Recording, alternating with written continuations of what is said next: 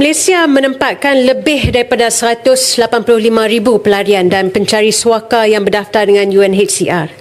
Jadi daripada jumlah ini, lebih 45,000 adalah kanak-kanak. Namun realitinya amat menyedihkan, iaitu sebahagian besar daripada mereka ni tidak mendapat akses kepada pendidikan formal. Jadi mereka ni hidup di tengah-tengah masyarakat kita tetapi membesar dalam bayang-bayangan. Jadi tanpa pendidikan yang tersusun, tanpa peluang untuk mencapai potensi sendiri, tanpa harapan untuk keluar daripada kitaran pengabaian dan juga kemiskinan.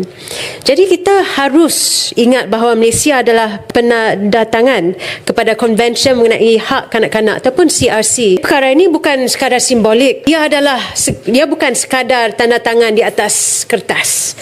Ia adalah komitmen moral dan juga undang-undang bahawa setiap kanak-kanak tanpa mengira bangsa, agama atau status berhak untuk mendapat pendidikan. Namun dalam pelaksanaannya, kanak-kanak pelarian terus dipinggirkan. Jadi pilihan mereka hanyalah pusat pembelajaran yang tak formal, kecil, kekurangan tenaga dan kekurangan dana dan jauh daripada piawaian pendidikan yang sewajarnya. Akhirnya kita menghukum kanak-kanak ni di atas keadaan yang langsung bukan salah mereka. Ini bukan sekadar kegagalan dasar.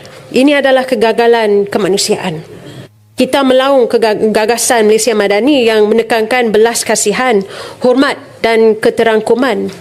Namun pada masa yang sama kita nafikan ribuan kanak-kanak yang tidak berdosa. Hak yang paling asas untuk membina masa depan untuk mereka sendiri. Jadi negara-negara lain yang menanggung beban lebih berat sudah pun menemui jalan ke hadapan.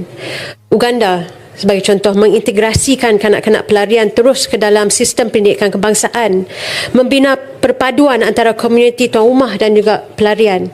Jordan, meskipun sumbernya jauh lebih kecil daripada Malaysia, melaksanakan sistem persekolahan 2 shift supaya kanak-kanak pelarian dapat berkongsi bilik darjah dengan kanak-kanak tempatan. Malah di Indonesia, dengan segala cabarannya, telah mula membuka pintu sekolah awam kepada kanak-kanak pelarian melalui kerjasama dengan NGO. Jadi jika mereka boleh lakukan, mengapa tidak kita di Malaysia? Jadi soalan saya mudah tetapi cukup sangat penting.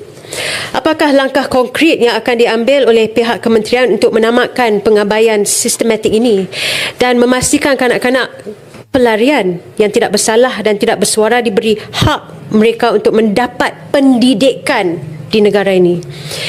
Menyekat kanak-kanak pelarian daripada bersekolah tidak akan membuat mereka hilang.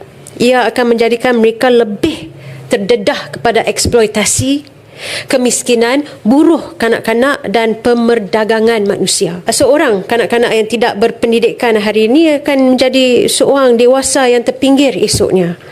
Marah, terasing dan juga ditinggalkan oleh sistem. Itu adalah risiko sosial yang negara kita, Malaysia, tidak mampu tanggung. Pendidikan adalah hak asasi manusia dan pelaburan untuk kestabilan, kemakmuran dan juga keamanan. Kanak-kanak pelarian tetap kanak-kanak terlebih dahulu. Jadi ukuran sebenar belas kasihan kita bukanlah bagaimana kita melayan yang berkuasa, tetapi bagaimana kita melindungi yang tidak terdaya.